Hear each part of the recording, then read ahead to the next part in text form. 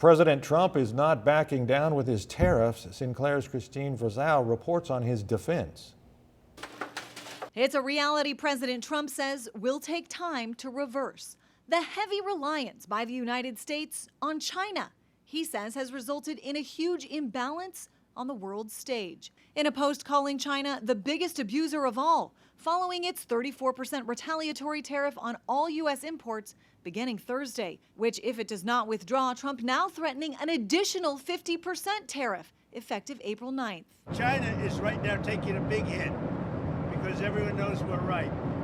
They have to pay tariffs. We're not going to lose $1 trillion with the privilege of buying pencils from China. Chinese officials call the tariffs unprovoked and unjustified. President Xi has to demonstrate very quickly he's not going to get pushed around by an American president.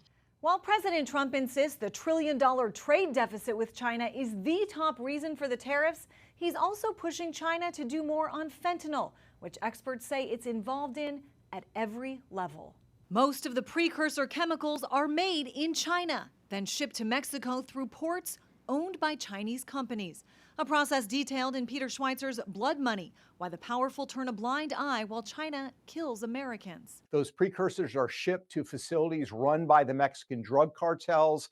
But according to our DEA, there are 2,000 Chinese nationals that essentially act as chemists to turn that into fentanyl. During Trump's first term, Chinese President Xi Jinping vowed to put a stop to its involvement, a promise that ultimately wasn't kept, though tariffs could push them in the right direction, a move the White House is betting on as global trade continues its spiral. I think using something that China values, which is access to our markets, is a very, very effective tool to aggressively deal with this issue of fentanyl. A crisis in its own right, now interwoven with the economy as a whole.